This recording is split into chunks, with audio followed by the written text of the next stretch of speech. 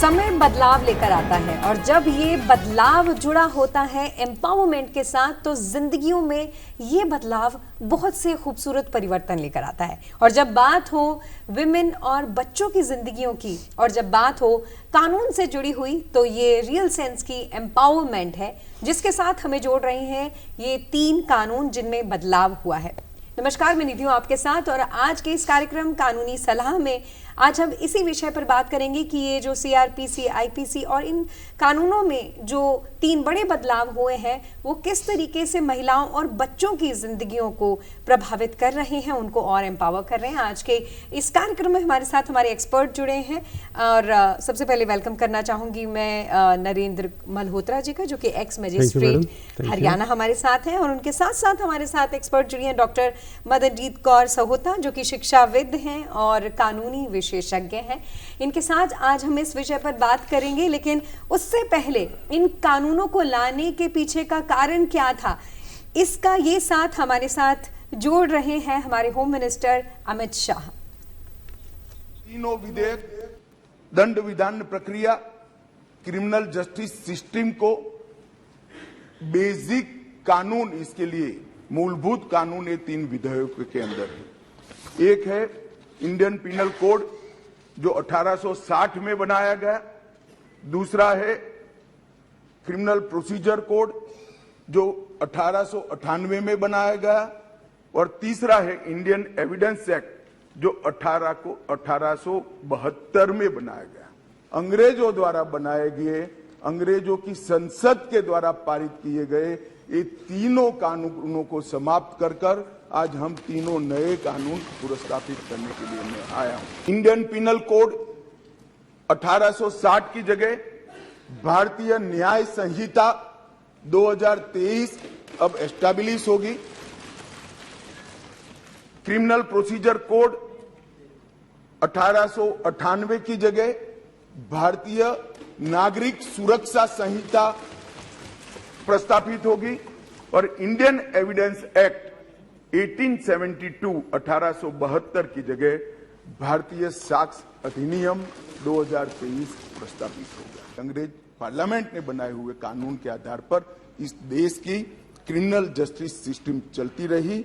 इसकी जगह भारतीय आत्मा के साथ ये 3 कानून अब प्रस्तावित होंगे और हमारी क्रिमिनल जस्टिस सिस्टम के अंदर बहुत बड़ा परिवर्तन आएगा। होम मिनिस्टर जी ने बड़ी ही खूबसूरती के साथ बोला कि भारतीय आत्मा, एग्जैक्टली बहुत ही खूबसूरत ना सिर्फ शब्द है बल्कि इसके पीछे का जो सोच है वो भी बहुत बड़ी है। तो सबसे पहले सर आप क्या कहना चाहेंगे? मैडम, माननीय होम मिनिस्टर श्री अमित शाह जी ने जो भारतीय आत्मा का जिक्र किया उसमें मैं एक संस्कृत की लाइन ऐड करना चाहूँगा। जी। वो जिस आत्मा का जिक्र कर रहे हैं वो संस्कृत के इस श्लोक में है, यत्र नार्यस्तु पूज्यन्ते रमन्ते तत्र देवता।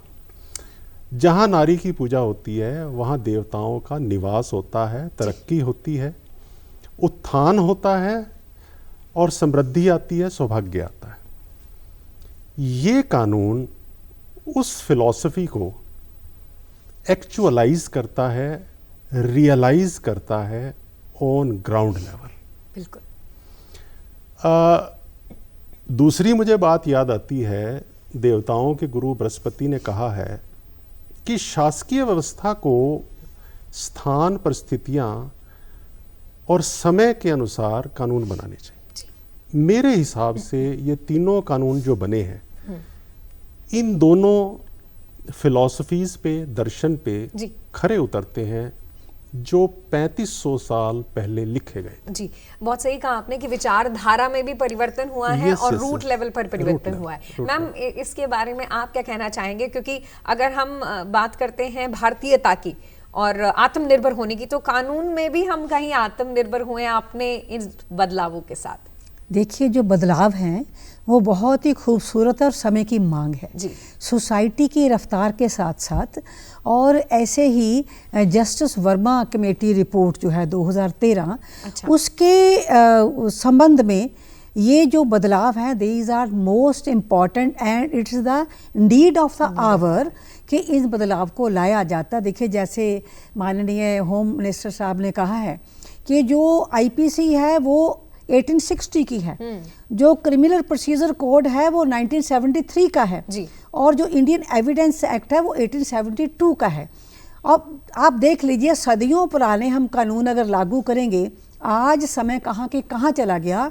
और सोसाइटी की रफ्तार डिजिटल होने के साथ, समय का परिवर्तन, विमेन एजुकेशन, हमारी पॉपुलेशन, हमारा कितनी चीज़ें चेंज हो गई, हमारा माइंड सेट इतना ज़बरदस्त तरीके से चेंज है, चाहे विमेन एजुकेशन है और उसके साथ साथ विमेन और जो बच्चे हैं, औरत और बच्चे, ये सबसे वल्नरेबल स्ट्रेटा है। उनके खिलाफ कितनी कानूनी सुविधा हैं, अभी एक्ट और भी हैं, जुवेनाइल जस्टिस एक्ट है और जैसे जो यंग बच्चे की शादी नहीं हो सकती, उसको जैसे सती को ख़त्म किया, बहुत सी जो कुरीतियाँ ख़त्म हुई हैं। लेकिन फिर भी ये जो है, it's a need of the hour, ये चेंज हुआ है इस सोसाइटी के समय के परिप्रेक्ष्य में और ये ज़रूरत थी। लेकिन इसके साथ अच्छे रिजल्ट्स आने की संभावना है, क्योंकि इसमें जो है कि न्याय जल्दी हो, उनको वीडियो कॉन्फ्रेंसेस द्वारा उनका एविडेंस लिया जा सके और उनके लिए स्पेशल कोर्ट्स का प्रावधान हो। और आगे तो और भी बहुत सारे पहलू हैं जिनके बारे में आज के इस कानूनी सलाह कार्यक्रम में हम प्रॉपर्ली और आगे बढ़ेंगे।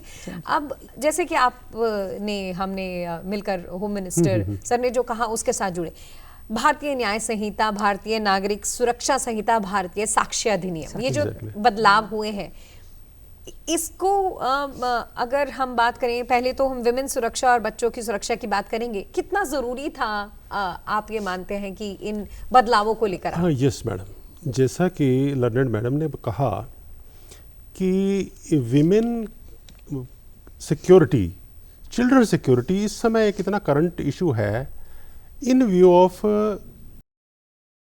Modernisation, westernization, corporatization, industrialization, which is fast growing in India. जी, बिल्कुल.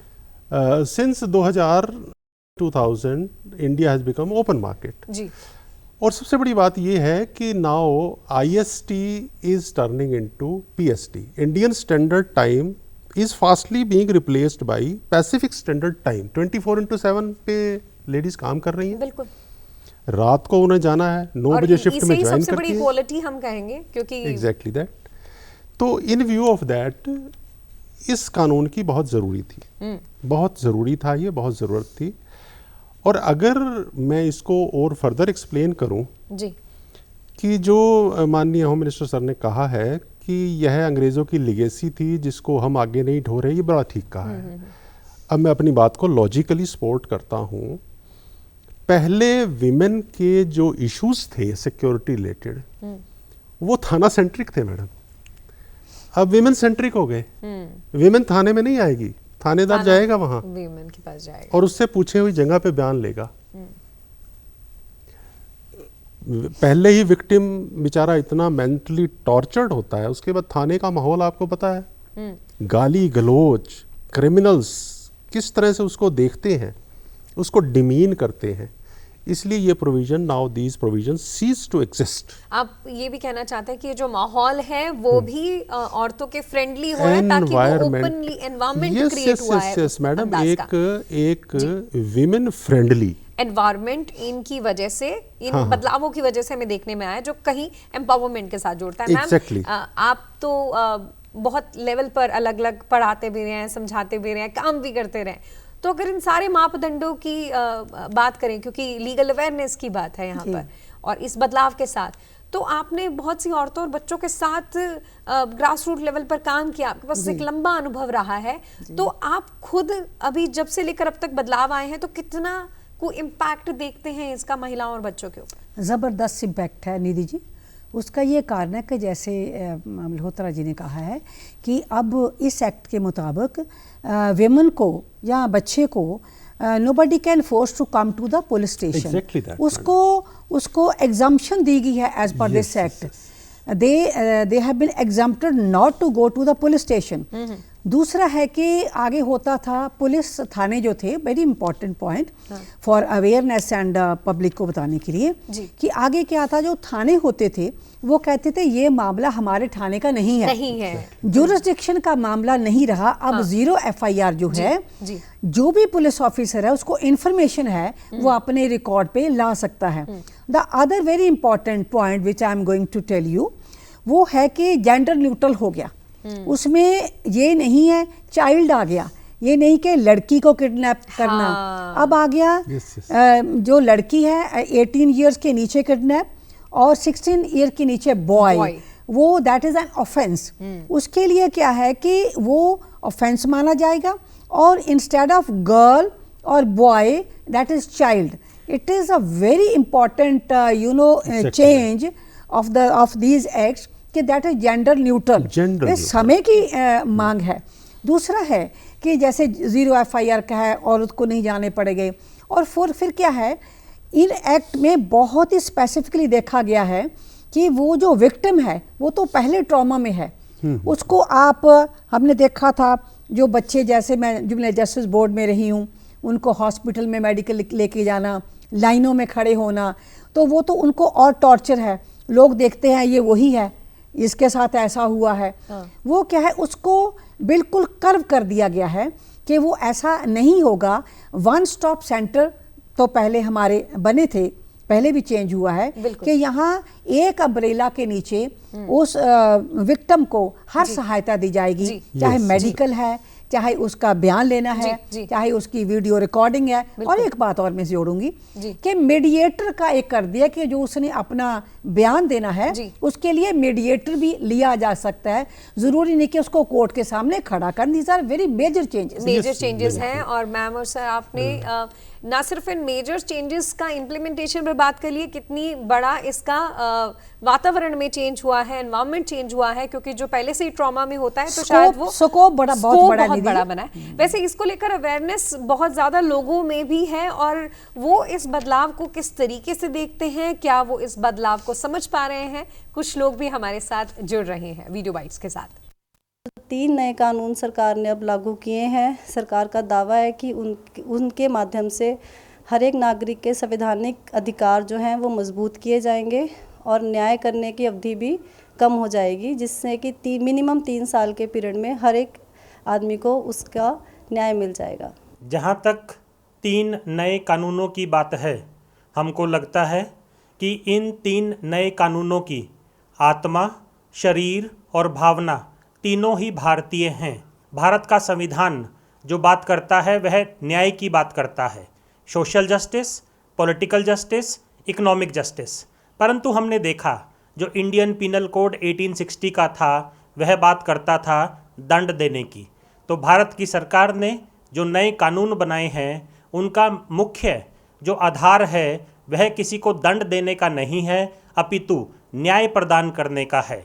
ये जो कॉलोनियल हैंगओवर था कानून को लेके, सरकार ने एक बहुत अच्छा कदम उठाया कि इसको हमने बदलने की कोशिश की है। जितने भी पुराने जो लॉ था, जो पुराने जितने भी सेक्शंस थे उनको ख़त्म करके आज के समय की, आज की ज़रूरत के अनुसार जो है इन कानूनों को लाया गया है। तो ये एक बहुत ही ज़रूरी कदम था जो आज के लिए हमें चाहिए था। ये एक अच्छी चीज़ ऐड करी गई है कि जैसे कि पुलिस प्रशासन है उनको 60 दिनों के अंदर अंदर कार्रवाई करके चार्जशीट फाइल करनी पड़ेगी। कोर्ट्स में जब केस जाएगा उनको 60 दिन के अंदर अंदर अपनी जजमेंट्स वगैरह देनी होंगी। तो मुझे लगता है कि ये जो बेसिक प्रिंसिपल है जस्टिस का उसको फुलफ़िल किया जाएगा। जो नए लॉज आए हैं 1 जुलाई से इंडिया में वो बहुत ही नए हैं and it's a very good initiative by the government of India. मेरी नज़र में ये बहुत ही प्रोग्रेसिव स्टेप है, क्योंकि जो हमारे इंडियन पिनल कोड में जितने भी प्रोविजंस थे वो काफ़ी पुराने 100 साल पुराने लॉज थे। और आजकल जैसे कि हम देख रहे हैं विमेन के अगेंस्ट काफ़ी ज़्यादा क्राइम बढ़ रहे हैं और जितने भी पनिशमेंट्स थे वो बहुत ही कम थे। और अभी नए कानून में विमेन रिलेटेड क्राइम्स में भी पनिशमेंट्स इंक्रीज़ की गई है। कल ही एक केस हुआ था मोहाली में, उसकी एफआईआर रजिस्टर की गई, तो उससे हमें एक बहुत ही अच्छी प्रोविज़न पढ़ने को मिलती है जो भारतीय नागरिक सुरक्षा संहिता में आई है, जिसमें वो बोला जाता है जब भी आपको एफआईआर रिकॉर्ड करनी है पुलिस को, इन्वेस्टिगेशन के साथ एक आपको वीडियोग्राफी करनी कंपलसरी है। तो यहाँ से हमें समझ आता है ये कितना अच्छा प्रोविज़न है आज के टाइम पे।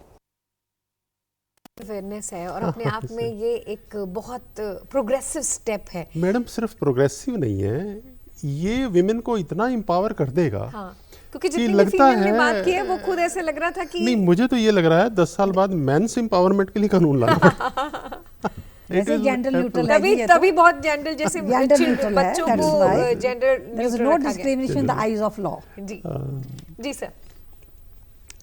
इसमें मैडम जो विमेन एम्पावरमेंट के मामले में ही 2-3 पॉइंट्स में और हाईलाइट करना चाहूँगा। हाँ जी सर। एक पहले प्रोविज़न था जो आईपीसी में चला जा रहा था और उसमें लॉयर्स अपनी वाकपटुता के कारण, अपनी तर्क शक्ति के गलत इस्तेमाल के कारण जो ऑफिसेज में रेप होते थे by inducing a women, by offering her promotion, employment, and to seduce her by making a false promise of marriage. Harassment at a workplace. Deceitful Yes. marriage।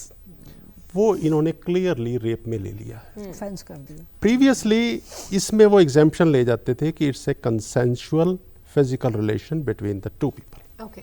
यहाँ बिल्कुल क्लियर कर दिया गया है, it will be equal to a rape offence.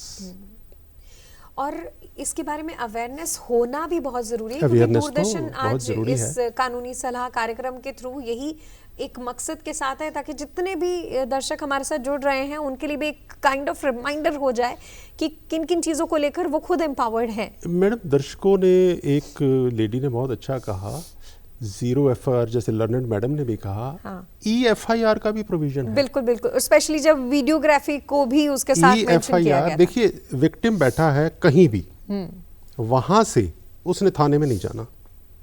थाना एक कर्स है women के लिए। थाने का माहौल इतना डिमीनिंग है, डिमोरलाइजिंग है। EFIR वहीं से मोबाइल से होगी। ई रिकॉर्डिंग है एविडेंस की, सीजर ऑफ एविडेंस भी वहीं पे उनको वीडियोग्राफी करनी पड़ेगी और इलेक्ट्रॉनिकली उसको तभी एफआईआर की कॉपी देनी पड़ेगी।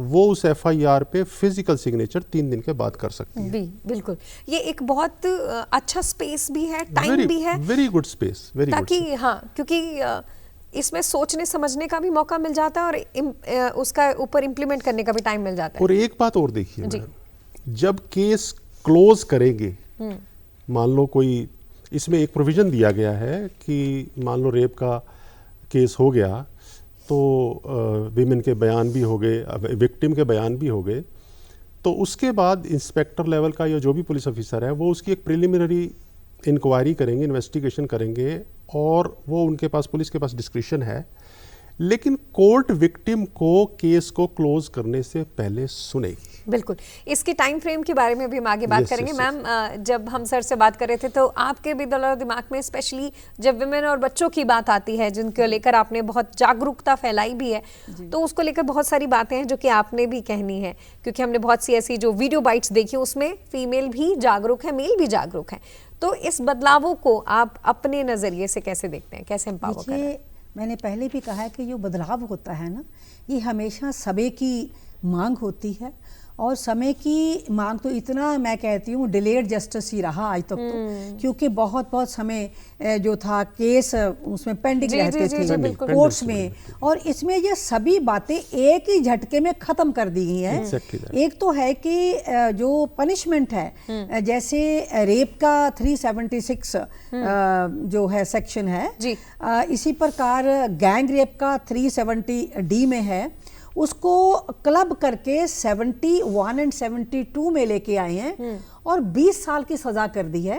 और जो 16 इयर्स के नीचे और 12 इयर्स के नीचे जो था पहले, अब उसको बढ़ा के लाइफ इम्प्रिजनमेंट डेथ पेनल्टी तक कर दिया गया है। उसको छोड़ा नहीं गया ताकि अपराधी के अंदर भी ये डर क्योंकि आगे क्या था, बिकॉज मैं जुवेनाइल जस्टिस बोर्ड की बात बता रही हूँ, यहाँ 18 साल से नीचे जो क्राइम करके बच्चे आते थे, उनमें जो एल्डर्स थे वो बच्चों को यूज करते थे। Exactly that. क्योंकि बच्चों को सजा कम थी। जैसे निर्भया केस की एग्जांपल ले लीजिए, हमारे पास बहुत बड़ा एक और भी बहुत से, लेकिन ये तो बहुत ही ग्लेयरिंग है ना, जिसको वो जुवेनाइल था द मेन पर्सन, तो उसको इसमें लपेट दिया गया है, nothing doing, crime is a crime. और एक जैसे मल्होत्रा जी ने कहा था डिसीटफुल मैरिजेस, उसको प्रॉमिस करके कि मैं तेरे साथ उसके शारीरिक संबंध बना लेना सेक्सुअली, और उसको शादी नहीं करवाना, और बच्चों को एम्प्लॉय करके गलत काम करना, बोथ दीज आर ऑफेंसेस। बिल्कुल। और इसमें टेक्नोलॉजी को जोड़ा गया है कि जो जैसे साइबर क्राइम है, जैसे ऑनलाइन हैरेसमेंट है, स्टॉकिंग है, पीछा करना, वायरिज्म है, ये सभी चीजें इन कानूनों में लेके आए हैं। ये आप हमारे लिए तो सौभाग्य है, लेकिन ये जो मीडिया यहाँ हम बैठे हैं, यहाँ से वार वार निधि जी इस बात का पब्लिक को संदेश जाना चाहिए, क्योंकि सभी एक्ट नहीं पढ़ेंगे, बेल एक्ट सभी में नहीं होंगे, सभी के साथ एडवोकेट नहीं बैठे होंगे, सभी जज नहीं होंगे।